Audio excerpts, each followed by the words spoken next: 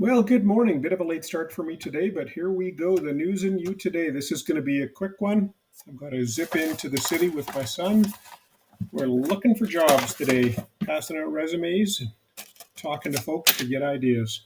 Mainly for him today because he's just starting off in his career. But if I find anything, because I'm just ending mine, might look into it. Artificial intelligence risks in banking. So there was a report in an article on the good and the bad of artificial intelligence risks in banking. Um, there's a lot for both sides, I guess, in this. Some say, well, we can use it to keep up with fraud and different, automate different controls, things like that, which I can definitely see benefit to. There's lots of fraud, and the criminals are using it, um, to keep ahead of the good guys. My experience with artificial intelligence so far has, well, it's good for just general ideas. Uh, from what I've seen of it, when it's been asked to generate slides or information or reports, you really, really have to fact check it. You have to get in there and you have to check everything because I've seen lots and lots and lots of mistakes. And if people don't have the understanding, the knowledge, experience to actually know if it's true or not, you can get into big trouble. And my son had said he heard about artificial intelligence, you know, learning from other artificial intelligence and putting its own information on the internet. That's like making a photocopy of a photocopy of a photocopy.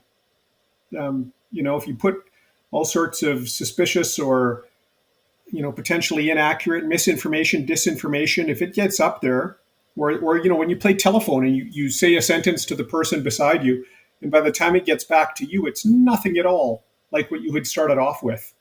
So minor changes in interpretations, I think, is going to be a big problem um, going forward. As I went through the article, though, it boiled down to the new AI risks are the same old risks: absence of risk management oversight, lack of effective second line of defense challenging. So if you don't know what that is, the first line of defense is the people on the ground, the actual business that are doing the things. Second line, then, they provide oversight challenge to make sure that things are being both done, that they're being, standardized, training. If it's multiple business units or multiple areas, they help facilitate that. Ask for evidence of things to make sure that what the claims of the first line of defense are actually valid. The third line is then internal audit, which makes sure that everybody's doing their job. So it's people checking to make sure that other people are doing the jobs of other people. So not effective challenge, poor governance, poor or lacking controls, inefficient, ineffective controls. You see that a lot.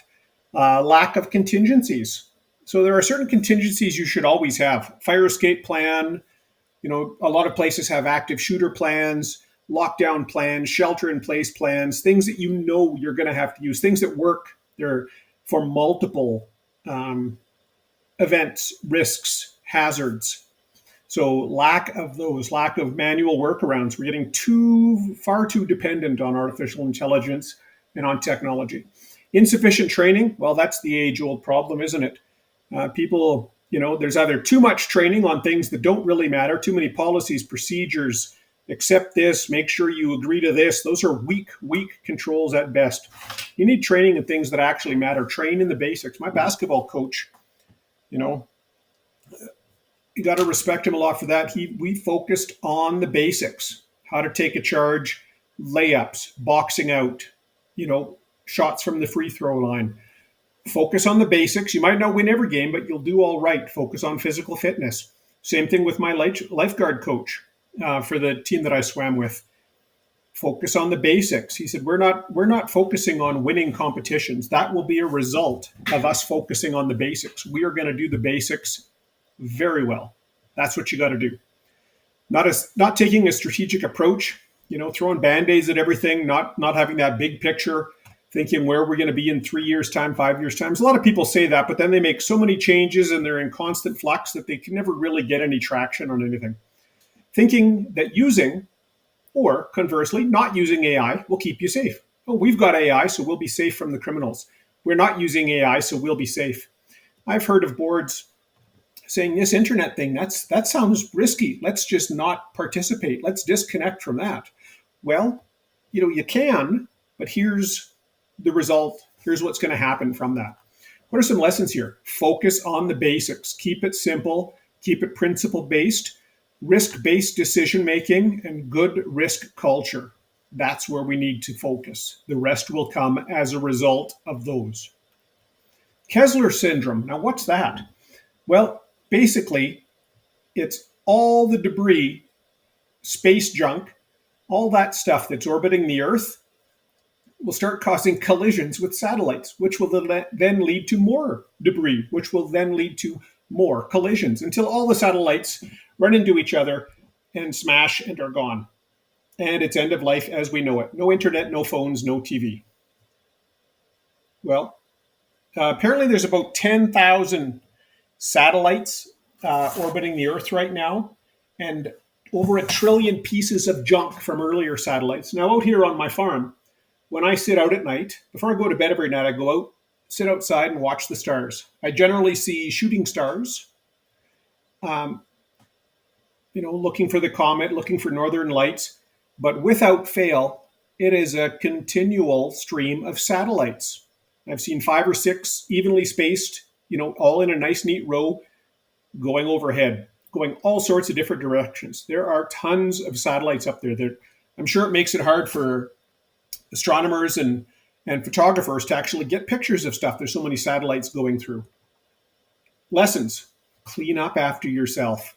Don't just put all this junk up there. It's like Everest, when they said there's so much debris on Everest from past expeditions that every year now, one of the outfits, one of the companies, the guiding companies, gets tasked with just being on cleanup duty to go up and get, discarded oxygen tanks, garbage, recover bodies if they see them, things like that. Build breaks or stops into your procedures so that you can prevent runaway chain reactions. Right? It's like automatic shutoffs on vehicles to prevent a runaway engine. Build this stuff in so that you can disconnect. Nuclear reactors, don't have it so it can be a runaway chain reaction. Build some of that stuff in. End of life as we know it? Well, I'll talk about that in another post, but I'm all for that sometimes. No internet, no phones, no TV. Well, I'm sure we had phones without satellites. Did we have TV without satellites? Did we have internet without satellites? Some of those things, yes. Some of them, well, are they better? Sure. I think we'd be all right without the extent of things that we have now. Euphemisms must end. This was not a specific article, but this is just a little rant of mine. It started when you ever hear everyone saying, and it may not be a euphemism, might just be incorrect, but, oh, this is unprecedented. Unprecedented. Everyone throws that word out there. During COVID, right? We've got to flatten the curve, plank the curve, board the curve, whatever the curve. Bad actors. I see this constantly in different sectors when they say, oh, bad actors were to blame. For what? Is it a movie? Why are we blaming actors and actresses? Call them what they are. They're criminals. If you launch a cyber attack, commit fraud, steal, you're not a bad actor. You're a criminal. Call it what it is. That's the lesson. People need to toughen up, deal with the issue, and not try and have a cool new buzzword or, well, if we say this, someone's going to be offended or feel bad. They're criminals, right? It's just like, well, it's a whole other discussion too, but we're infringing on the rights of criminals. Really? Well, when you break the law and go to jail, your rights may have to change a little bit, right? So call it what it is. Euphemisms, they have a point sometimes when you always hear someone has passed or moved on or not with us, and, well, they're dead. But sure, can you soften the blow? But don't take it to the point that it's, silly. All right, that's it for today. Thanks very much.